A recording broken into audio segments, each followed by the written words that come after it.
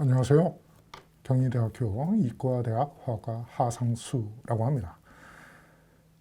자, 2021학년도 경희대학교 모의논술 특강 자연계 부분 화학 과목에 대해서 여러분들하고 얘기를 나눌 겁니다.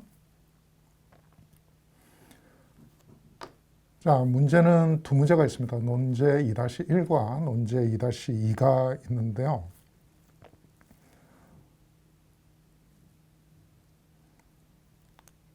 첫 번째 문제는 오비탈 이론을 바탕으로 분자식을 맞추고 루이스 구조를 그려서 산화수를 구하는 문제고요. 그 다음 두 번째 문제는 등전자 이온 개념을 이용한 이온화 에너지에 관련된 문제입니다.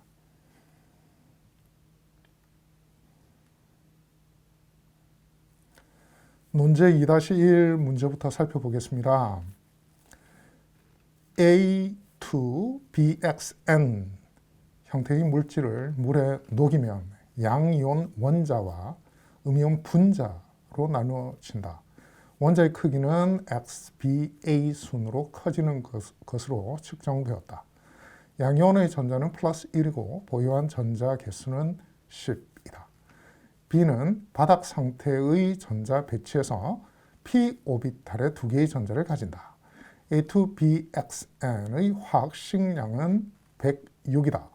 이 물질이 무엇인지 논하시오. 단 모든 원소는 동위 원소를 가지고 있지 않으며 N은 10보다 작은 정수이다 라는 문제입니다.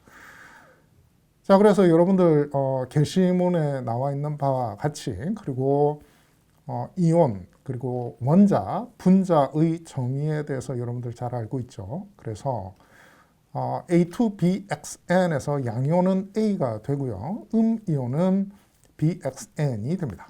자, 그런데 양이온의 전하가 1 플러스 1이기 때문에 그리고 두 개가 있죠. 그래서 음이온 전하는 마이너스 2가 되는 것을 알 수가 있고요. 자, 그리고 A 플러스 양이온 전하가 1이니까 A 플러스가 보유한 전자 개수가 10개이므로 이온화되지 않은 A 원자의 개수는 11개가 되겠죠. 자, 그래서 이걸 근거로 해서 우리는 A가 소디움 또는 나트리움, NA라는 것을 알 수가 있습니다. 자, 그리고 문제에서 원자의 크기가 XBA 순으로 커진다고 했죠. 자, 그래서 원자의 크기는 X가 가장 작고요. 그 다음에 B가 중간이고 A가 가장 크다는 거죠. 자, 그리고 A보다 크기가 작으면서 바닥 상태의 전자 배치에서 p-오비탈에 여기 오타가 있군요. 미안합니다. p-오비탈에 두 개의 전자를 가지는 원소는 주기율표 여러분들 기억나죠?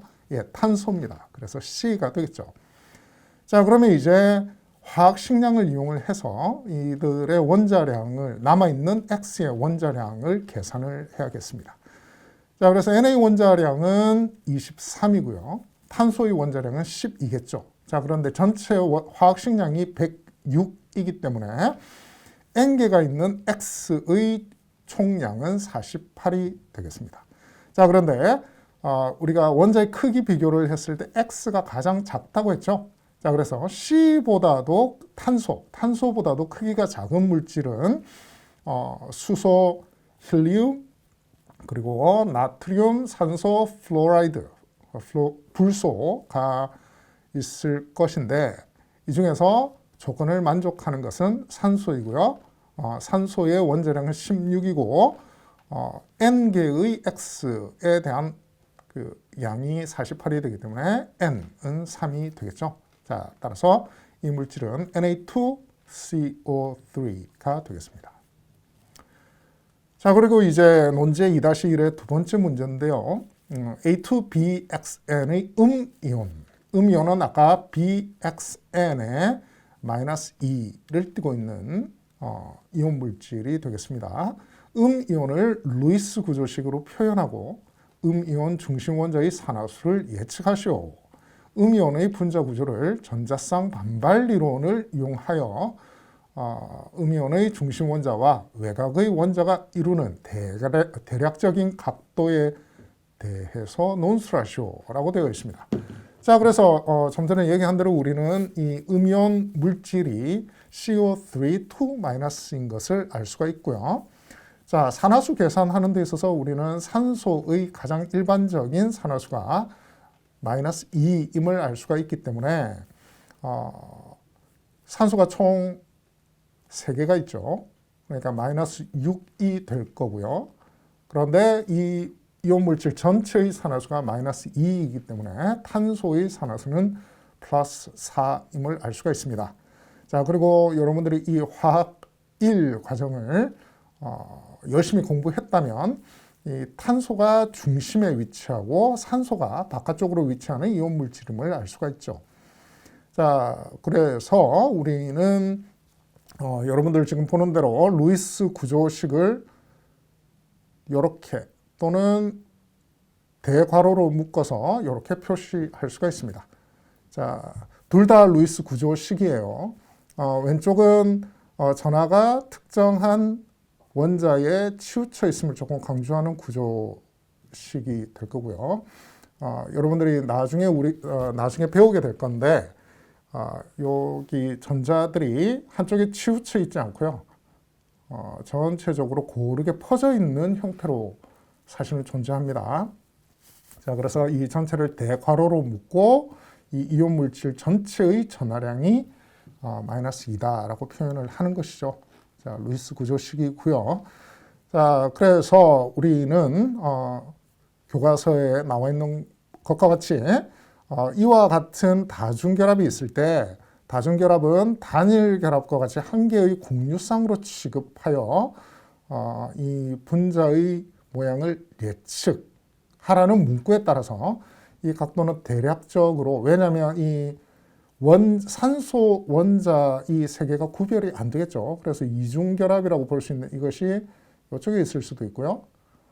이게 단일 결합이고 이쪽에 이중결합이 있을 수도 있고 또는 이중결합이 이쪽에 있을 수도 있습니다. 이걸 사실은 나중에 여러분들이 화학2나 여기서 배우게 되면 공룡구조라고 부르는데, 그래서 전체적으로 정삼각형 구조 120도를 이루게 된다. 문제에서 대략적인 각도를 구하라고 했으니까요. 120도 정도 된다라고 표현해도 정답으로 처리를 할 수가 있습니다. 자, 그리고 이제 두 번째 문제인데요. 주기율표에서 우리가 원자의 크기, 이온의 크기, 그래서 등전자 이온의 크기, 이런 것들을 교과서에서 다루죠. 거기에 이어서 이온화 에너지 개념을 다룹니다. 거기에 관련된 문제죠.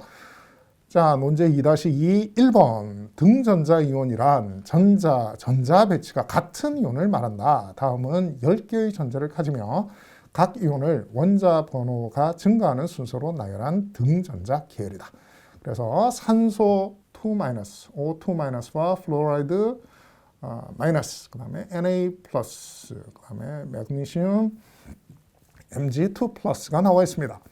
위의 이온들을 이온 반지름이 큰 것, 이온 반지름입니다. 원자 반지름이 아니죠. 이온 반지름이 큰 것부터 차례로 나열하고 그 이유를 설명하시오라고 되어 있습니다.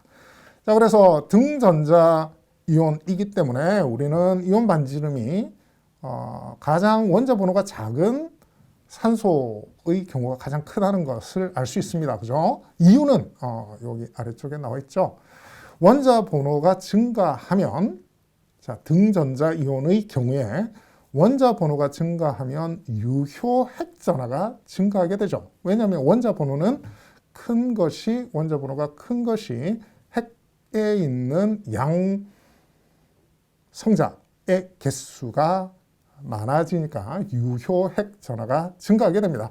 자, 그러면 유효 핵 전하가 커지면 당연하게 이온 반지름은 작아지게 되겠죠. 자, 그래서 위에 그 문제에 주어진 4개의 이온들은 등전자 이온이기 때문에 전자 껍질 수와 전자 수가 같죠. 그것이 등전자 이온의 정의이기도 하죠. 자, 그렇기 때문에 전자들 간의 반발력이나 가려막기, 이 제시문에 나와 있죠. 가려막기 효과의 크기가 같게 됩니다. 따라서 핵 전하가 클수록 유효 핵 전하가 증가하게 되고요. 그래서 등전자 이온의 경우에는 원자 번호가 커질수록 이온 반지름이 작아지게 됩니다. 자, 그래서 이 문제에 있어서는 이온 반지름 크기를 나열하는 것도 그리고 그 이유에 대해서 설명하는 것도 중요하게 됩니다. 자, 그리고 이제 두 번째 문제인데요. 14족인 원소 규소의 전자 배치가 1s2, 2s2, 2p6, 3s2, 3p2라고 주어졌습니다.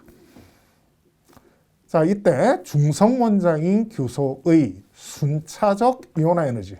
자, 그래서 여러분들 교과서에 나와 있는 정의를 잘 생각해야 됩니다. 이온화 에너지는 전자 하나를 떼낼 때 필요한 에너지인데 전자 하나를 떼낼 때 그리고 하나가 떨어져 있는 상태에서 두 번째 전자를 떼낼 때 각각 순차적 이온화 에너지 E1, E2, 그리고 E3, E4, E5로 정의가 되죠. 정의가 중요합니다. 의 크기가 어떤 경향을 보이며 변화하는지를 아래의 그래프를 이용하여 그림으로 나타내고 그 이유를 설명하시오. 가장 급격한 이온화 에너지 변화를 보이는 구간도 언급해야 한다. 라는 문제가 주어졌습니다. 자, 그래서 그래프 모양은 문제에서 주어졌죠. 그래서 여러분들 그 교과서에 나와 있는 표현이기도 한데 순차적 에너지에서 동일한 전자 껍질에 존재하는 전자를 떼낼 때는 이온화 에너지가 전체적으로 증가하는 양상을 보이는데 그게 순차적으로 점점 증가하는 양상을 보입니다. 자, 그런데 전자 껍질이 다른, 즉 전자 껍질이 좀 더 원자 핵 쪽에 있는 전자 껍질에 있는 전자를 떼낼 때는 훨씬 더 큰 에너지가 필요하죠. 자, 그래서 여러분들 보는 대로 순차적 이온화 에너지는 이렇게 직선 증가하는 양상에서 갑자기 커지는 급격하게 커지는 E5에서 커지는 양상을 보이고요. 이는 같은 전자 껍질에 있는 전자 규소의 경우에는 지금 4개가 있겠죠. 4개의 전자를 순차적으로 이온화할 때는 전자 사이의 반발력은 감소하게 되고 하지만 원자 핵에 있는 양성자와 전자 사이의 인력은 증가하게 되어서 이건 좀 전에 1번 2-2의 1번 문제도 나온 표현인데 유효 핵 전하가 증가하게 되기 때문에 순차적 이온화 에너지는 E1부터 E4까지 점차적으로 증가하게 된다. 하지만 5번째 이온화 에너지 E5에서는 전자 껍질 자체가 안쪽에 있는 전자 껍질에 있는 전자를 떼내기 때문에 급격하게 증가하게 된다. 자, 그래서 이 이유는 8전자 규칙에 의해서 매우 안정화되어 있는 전자를 떼내기 때문이죠. 다른 말로 해서 안쪽 전자 껍질에 있는 전자가 느끼는 유효 핵 전하가 훨씬 더 크기 때문에 매우 큰 에너지가 요구가 됩니다. 그래서 E5, E4에서 E5로 넘어갈 때 E5에서 급격하게 에너지가 증가하게 된다는 겁니다. 자, 여러분들이 그 문제를 살펴봤고 문제 풀이 과정을 여러분들이 나와 같이 지금 살펴봤는데요. 경희대학교에서는 그 교육부의 지침을 준수하고 있고요. 그래서 여러분들 교과서를 철저히 공부하고 완벽하게 이해한다면 풀 수 있는 문제들이 출제될 것입니다. 이것으로 경희대학교 2021년 모의 논술 특강을 마치도록 하겠습니다. 고맙습니다.